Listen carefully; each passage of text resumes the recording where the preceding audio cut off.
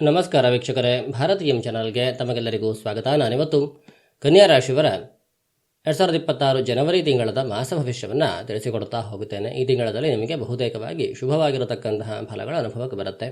ಈ ತಿಂಗಳಲ್ಲಿ ನಿಮಗೆ ತುಂಬ ಒಳ್ಳೆಯದಾಗಿರತಕ್ಕಂತಹ ಫಲಾನುಭವ ಇದೆ. ಒಳ್ಳೊಳ್ಳೆಯ ಫಲಗಳು ನಿಮಗೆ ಲಭಿಸುತ್ತೆ. ಒಳ್ಳೆಯ ಖುಷಿ ಅನ್ನುವಂಥದ್ದು ಇರುತ್ತೆ. ಹಾಗೆಯೇ ಷಷ್ಠರಾಶಿಯಲ್ಲಿರತಕ್ಕಂತಹ ರಾಹುವಿನಿಂದ ಹಾಗೆ ವ್ಯಯರಾಶಿಯಲ್ಲಿರತಕ್ಕಂತಹ ಕೇತುವಿನಿಂದ ಕೆಲವೊಂದಷ್ಟು ಅನಾನುಕೂಲಕರವಾಗಿರತಕ್ಕಂತಹ ಫಲಗಳು ಕೂಡ ಬರುತ್ತೆ.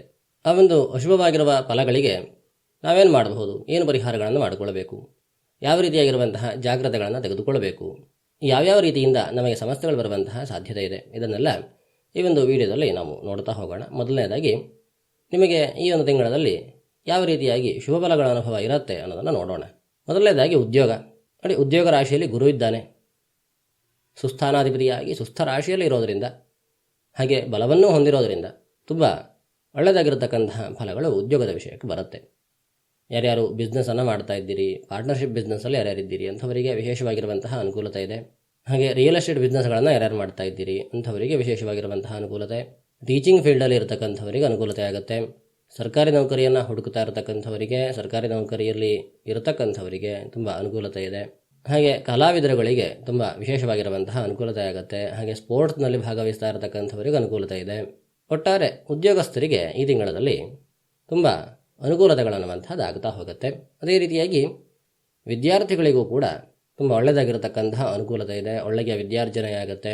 ಒಳ್ಳೆಯ ಅದೃಷ್ಟ ಅನ್ನುವಂಥದ್ದು ನಿಮಗೆ ಲಭಿಸುತ್ತೆ. ಈ ತಿಂಗಳಲ್ಲಿ ಉದ್ಯೋಗವನ್ನು ಹುಡುಕ್ತಾ ಇರತಕ್ಕಂಥವರಿಗೂ ವಿಶೇಷವಾಗಿರುವಂತಹ ಅನುಕೂಲತೆ ಆಗುತ್ತೆ. ವಸ್ತ್ರ ವಿನ್ಯಾಸವನ್ನು ಮಾಡ್ತಾ ಇರತಕ್ಕಂಥವರಿಗೆ, ವಸ್ತ್ರ ವ್ಯಾಪಾರವನ್ನು ಮಾಡ್ತಾ ಇರತಕ್ಕಂಥವರಿಗೆ, ಟೇಲರಿಂಗ್ ಕೆಲಸಗಳಲ್ಲಿ ಇರತಕ್ಕಂಥವರಿಗೆ ತುಂಬ ಒಳ್ಳೆಯದಾಗಿರತಕ್ಕಂತಹ ಅನುಕೂಲತೆ ಇದೆ. ದಶಮರಾಶಿಯಲ್ಲಿ ಇರತಕ್ಕಂತಹ ಗುರು ತುಂಬ ಒಳ್ಳೆಯದಾಗಿರತಕ್ಕಂತಹ ಅನುಗ್ರಹವನ್ನು, ತುಂಬ ಒಳ್ಳೆಯದಾಗಿರತಕ್ಕಂತಹ ಫಲಗಳನ್ನು ನೀಡುತ್ತಾನೆ. ಯಾರ್ಯಾರಿಗೆ ಈ ಸಮಯದಲ್ಲಿ ಗುರುವಿನ ದಶೆಯೋ ಗುರುವಿನ ಭುಕ್ತಿಯೋ ನಡೀತಾ ಇದೆ ನೋಡಿ, ಅಂಥವರಿಗೆ ತುಂಬ ಒಳ್ಳೆಯದಾಗಿರತಕ್ಕಂತಹ ಫಲದ ಅನುಭವ ಅನ್ನುವಂಥದ್ದು ಬರುತ್ತೆ. ಒಳ್ಳೆಯ ಖುಷಿ ಅನ್ನುವಂಥದ್ದು ಲಭಿಸುತ್ತೆ. ಉದ್ಯೋಗದಿಂದ ಒಳ್ಳೆಯ ಆದಾಯ ಬರ್ತಾ ಇದೆ. ಬಿಸ್ನೆಸ್ಸಿಂದ ಒಳ್ಳೆಯ ಆದಾಯ ಬರ್ತಾ ಇದೆ. ಆ ಆದಾಯ ಎಷ್ಟರ ಮಟ್ಟಿಗೆ ಖರ್ಚಾಗುತ್ತೆ, ಎಷ್ಟು ನಿಮ್ಮ ಕೈಯಲ್ಲಿ ಉಳಿಯುತ್ತೆ, ಇದು ಮುಖ್ಯವಾಗಿರತಕ್ಕಂತಹ ವಿಚಾರ. ನೋಡಿ, ಖರ್ಚಿನ ಸ್ಥಾನದಲ್ಲಿ ಕೇತುವಿದ್ದಾನೆ. ಕೇತುವಿನಿಂದಾಗಿ ಒಂದಷ್ಟು ವಿನಾಕಾರಣವಾಗಿರತಕ್ಕಂತಹ ಖರ್ಚುಗಳು ಬರಬಹುದು. ಹಾಗೆ ಕಲಹಗಳೆಲ್ಲ ಆಗ್ತಾ ಇದ್ದರೆ, ವ್ಯಾಜ್ಯಗಳಿದ್ದರೆ, ಕೋರ್ಟ್ ಕೇಸ್ಗಳಿದ್ದರೆ ಅಂತಹದ್ದಕ್ಕೆ ಹೆಚ್ಚಿನದಾಗಿರತಕ್ಕಂತಹ ಹಣ ವ್ಯಯ ಆಗುವಂತಹ ಸಾಧ್ಯತೆ ಇದೆ. ಕೋರ್ಟ್ ಕೇಸ್ಗಳಿಲ್ಲ, ವ್ಯಾಜ್ಯ ಇಲ್ಲ, ಯಾವುದೇ ಕಲಹಗಳಿಲ್ಲ ಅಂತಾದರೆ ಯಾವುದೇ ಸಮಸ್ಯೆ ಇಲ್ಲ, ಖರ್ಚುಗಳು ಕೂಡ ಕಂಟ್ರೋಲಲ್ಲಿ ಇರುತ್ತೆ. ಯಾರ್ಯಾರಿಗೆ ಈ ಸಮಯದಲ್ಲಿ ಕೇತುವಿನ ದಶೆ ನಡೀತಾ ಇದೆ ನೋಡಿ, ಅಂಥವರಿಗೆ ಖರ್ಚುಗಳು ಜಾಸ್ತಿ ಆಗುತ್ತಾ ಹೋಗುತ್ತೆ. ಹಾಗೆ ರವಿ ದಶೆಯಲ್ಲಿ ಇರತಕ್ಕಂಥವರಿಗೆ ಖರ್ಚುಗಳು ಸ್ವಲ್ಪ ಸಾಧಾರಣವಾಗಿ ಬರುವಂತಹ ಸಾಧ್ಯತೆ ಇದೆ. ಉಳಿದಿರತಕ್ಕಂಥವರಿಗೆ ದೊಡ್ಡದಾಗಿರತಕ್ಕಂತಹ ಖರ್ಚುಗಳಿಲ್ಲ. ಒಳ್ಳೆಯದಾಗಿರತಕ್ಕಂತಹ ಆರ್ಥಿಕ ಅಭಿವೃದ್ಧಿ ಅನ್ನುವಂಥದ್ದಾಗತ್ತೆ. ಒಳ್ಳೆಯ ಉಳಿತಾಯ ಆಗುತ್ತೆ. ಹಾಗೆ ಹೂಡಿಕೆಗಳಿಗೆ ಈ ತಿಂಗಳಲ್ಲಿ ವಿಶೇಷವಾಗಿರುವಂತಹ ಅನುಕೂಲತೆ ಇದೆ. ಹೂಡಿಕೆಯನ್ನು ಮಾಡೋದಕ್ಕೆ ಒಳ್ಳೆಯ ಅವಕಾಶ ಸಿಗುತ್ತೆ. ಭೂಮಿಯನ್ನು ಖರೀದಿ ಮಾಡೋದಾಗಿರಬಹುದು, ಅಥವಾ ಬಂಗಾರವನ್ನು ಖರೀದಿ ಮಾಡುವಂಥದ್ದಾಗಿರಬಹುದು, ಅಥವಾ ಇನ್ನೆಲ್ಲೋ ಇನ್ವೆಸ್ಟ್ಮೆಂಟ್ಗಳನ್ನು ಮಾಡುವಂಥದ್ದಾಗಿರಬಹುದು. ಅದಕ್ಕೆ ಈ ತಿಂಗಳಲ್ಲಿ ಒಳ್ಳೆಯ ಅವಕಾಶ ಇದೆ. ಈ ತಿಂಗಳಲ್ಲಿ ನೀವೇನು ಹೂಡಿಕೆಗಳನ್ನು ಮಾಡ್ತೀರಿ ಅಂಥದಕ್ಕೆ ಮುಂದಿನ ದಿನಗಳಲ್ಲಿ ಒಳ್ಳೆಯ ಒಂದು ರಿಟರ್ನ್ಗಳು ಕೂಡ ಸಿಗತ್ತೆ. ಹೂಡಿಕೆಗೆ ತುಂಬ ಒಳ್ಳೆಯ ಒಂದು ಅವಕಾಶ ಇದೆ. ಹಾಗೆ ಯಾರ್ಯಾರು ಗರ್ಭಿಣಿಯರಿದ್ದೀರಿ ಅಂಥವರಿಗೆ ಈ ಒಂದು ತಿಂಗಳಲ್ಲಿ ಜಾಗ್ರತೆ ಬೇಕಾಗತ್ತೆ. ಪಂಚಮ ರಾಶಿಯಲ್ಲಿ ಪಾಪಗ್ರಹರಿದ್ದಾರೆ. ಗುರುವಿನ ದೃಷ್ಟಿಯೂ ಕೂಡ ಇರೋದಿಲ್ಲ. ಹಾಗಾಗಿ ಸಣ್ಣ ಪುಟ್ಟ ಕಿರಿಕಿರಿಗಳಾಗುವಂತಹ ಸಾಧ್ಯತೆ ಇದೆ. ಆರೋಗ್ಯದ ವಿಚಾರದಲ್ಲಿ ಹೆಚ್ಚಿನ ಜಾಗ್ರತೆಯನ್ನು ವಹಿಸಿಕೊಳ್ಳಬೇಕಾಗತ್ತೆ ಗರ್ಭಿಣಿಯರು. ಅದು ಮಕರ ತಿಂಗಳ ಪ್ರಾರಂಭ ಆದ ನಂತರದಲ್ಲಿ ಹೆಚ್ಚಿನ ಒಂದು ಕಿರಿಕಿರಿಗಳಾಗುವಂತಹ ಸಾಧ್ಯತೆ ಇದೆ ಸಂತಾನದ ವಿಚಾರದಲ್ಲಿ. ಹಾಗಾಗಿ ಸ್ವಲ್ಪ ಜಾಗೃತರಾಗಿದ್ದರೆ ಒಳ್ಳೆಯದು. ಹಾಗೆ ಇನ್ನು ಯಾರ್ಯಾರು ವಾಹನವನ್ನು ಖರೀದಿ ಮಾಡಬೇಕು ಅಂದ್ಕೊಂಡಿದ್ದೀರಿ, ಹಾಗೆ ಭೂಮಿಯ ಖರೀದಿಯನ್ನು ಯಾರ್ಯಾರು ಮಾಡಬೇಕು ಅಂದ್ಕೊಂಡಿದ್ದೀರಿ ಅಂಥವರಿಗೆ ಈ ತಿಂಗಳಲ್ಲಿ ಒಂದಷ್ಟು ಅನುಕೂಲತೆಗಳಾಗುತ್ತೆ.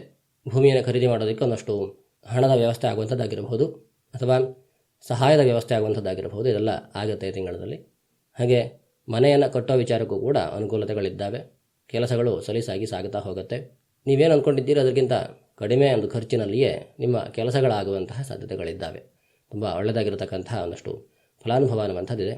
ಹಾಗೆ ಇನ್ನು ಸಾಲದ ವಿಚಾರಕ್ಕೆ ಬರೋದಾದರೆ, ಸಾಲದಿಂದ ಆಲ್ರೆಡಿ ಕಿರಿಕಿರಿಗಳಾಗ್ತಾ ಇದೆ. ಆ ಕಿರಿಕಿರಿಗಳನ್ನುವಂಥದ್ದು ಈ ಒಂದು ತಿಂಗಳಲ್ಲಿ ಸ್ವಲ್ಪ ಕಡಿಮೆ ಆಗುವಂತಹ ಸಾಧ್ಯತೆ ಇದೆ. ಷಷ್ಠರಾಶಿಯಲ್ಲಿರತಕ್ಕಂತಹ ರಾಹುವಿನಿಂದಾಗಿ ಸಾಲ ಕೊಟ್ಟದ್ದಾಗಿರಬಹುದು, ಅಥವಾ ಸಾಲವನ್ನು ತೆಗೆದುಕೊಂಡದ್ದಾಗಿರಬಹುದು, ಎರಡರಿಂದಲೂ ಕೂಡ ಒಂದಷ್ಟು ಕಿರಿಕಿರಿಗಳಾಗ್ತಾ ಇದೆ. ಆದರೆ ಆ ಒಂದು ರಾಶಿಯನ್ನು ಗುರು ನೋಡ್ತಾ ಇದ್ದಾನೆ. ಹಾಗಾಗಿ ಈ ತಿಂಗಳಲ್ಲಿ ಒಂದಷ್ಟು ಅನುಕೂಲತೆಗಳಾಗುವಂತಹ ಸಾಧ್ಯತೆ ಇದೆ. ಒಂದು ಕಿರಿಕಿರಿಗಳನ್ನುವಂಥದ್ದು ಕಡಿಮೆ ಆಗುವಂತಹ ಸಾಧ್ಯತೆಗಳು ಜಾಸ್ತಿಯಾಗಿ ಇದ್ದಾವೆ.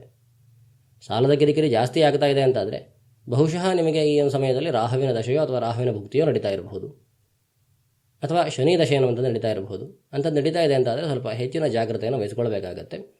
ರಾಹು ದಶೆಯಲ್ಲಿ ಇರತಕ್ಕಂಥವರು ಸುಬ್ರಹ್ಮಣ್ಯನ ಆರಾಧನೆಯನ್ನು ಮಾಡಿಕೊಂಡ್ರೆ ಅನುಕೂಲ. ಹಾಗೆ ಶನಿ ದಶೆಯಲ್ಲಿ ಇರತಕ್ಕಂಥವರು ಆದಷ್ಟು ಆಂಜನೇಯನ ಆರಾಧನೆಯನ್ನು ಹಾಗೂ ಶನಿಯ ಆರಾಧನೆಯನ್ನು ಮಾಡಿಕೊಂಡ್ರೆ ಸ್ವಲ್ಪ ಈ ಸಾಲದ ವಿಚಾರದಲ್ಲಿ ಒಂದಷ್ಟು ಅನುಕೂಲತೆಗಳಾಗಬಹುದು, ಸಮಸ್ಯೆಗಳು ಸ್ವಲ್ಪ ಕಡಿಮೆ ಆಗಬಹುದು. ಪೂರ್ಣವಾಗಿ ಕಡಿಮೆ ಆಗುತ್ತೆ ಅಂತ ಹೇಳೋದಕ್ಕಾಗಲ್ಲ, ಸ್ವಲ್ಪ ಪ್ರಮಾಣದಲ್ಲಿ ಆ ಸಮಸ್ಯೆಗಳ ಒಂದು ಪರಿಹಾರ ಅಂಥದ್ದು ಆಗುವಂತಹ ಸಾಧ್ಯತೆ ಇದೆ. ಪೂರ್ಣವಾಗಿರತಕ್ಕಂತಹ ಫಲಗಳನ್ನು ತಿಳಿದುಕೊಳ್ಳಬೇಕು ಅಂತಾದರೆ ನಿಮ್ಮ ಮೂಲ ಜಾತಕವನ್ನು ವಿಶ್ಲೇಷಣೆ ಮಾಡಬೇಕಾಗತ್ತೆ. ಹಾಗೆ ಪ್ರಶ್ನೆಯ ಮುಖಾಂತರವೂ ಕೂಡ ನಿಮ್ಮ ಸಮಸ್ಯೆಗೆ ಪರಿಹಾರಗಳನ್ನು ಮಾಡೋದಕ್ಕಾಗತ್ತೆ. ಪರಿಹಾರಗಳನ್ನು ಹೇಳುವಂತಹ ವ್ಯವಸ್ಥೆಯೂ ಕೂಡ ಇದೆ, ಪರಿಹಾರಗಳನ್ನು ಮಾಡಿಕೊಡುವಂತಹ ವ್ಯವಸ್ಥೆಯೂ ಕೂಡ ನಮ್ಮಲ್ಲಿ ಇರುತ್ತೆ. ಆಸಕ್ತರು ಕೆಳಗಡೆ ಬರ್ತಾ ಇರತಕ್ಕಂಥ ನಂಬರಿಗೆ ಸಂಪರ್ಕ ಮಾಡಬಹುದು. ಹಾಗೆ ಇನ್ನು ಮುಂದೆ ಬರೋದು ವಿವಾಹದ ವಿಚಾರ. ನೋಡಿ, ವಿವಾಹ ಸ್ಥಾನದಲ್ಲಿ ಶನಿ ಇದ್ದಾನೆ, ಒಬ್ಬ ಪಾಪಗ್ರಹ ಇದ್ದಾನೆ. ಹಾಗೆ ಅವನನ್ನು ಕುಜನೂ ಕೂಡ ನೋಡ್ತಾ ಇದ್ದಾನೆ. ಅದರಿಂದ ಈ ವಿವಾಹದ ವಿಚಾರಕ್ಕೆ ಸಣ್ಣ ಪುಟ್ಟ ಕಿರಿಕಿರಿಗಳಾಗತ್ತೆ, ಅಥವಾ ವೈವಾಹಿಕ ಜೀವನದಲ್ಲಿ ಏನಾದರೂ ಸಮಸ್ಯೆಗಳಾಗುತ್ತಾ ಇದ್ದರೆ ಆ ಸಮಸ್ಯೆಗಳು ಮುಂದುವರಿಯುವಂತಹ ಸಾಧ್ಯತೆಗಳು ಜಾಸ್ತಿಯಾಗಿ ಇದ್ದಾವೆ. ಸಪ್ತಮ ರಾಶಿಧಿಪತಿಯಾಗಿರತಕ್ಕಂಥವನು ದಶಮ ರಾಶಿಯಲ್ಲಿ ಇದ್ದಾನೆ, ಅನುಕೂಲಕರವಾಗಿದ್ದಾನೆ.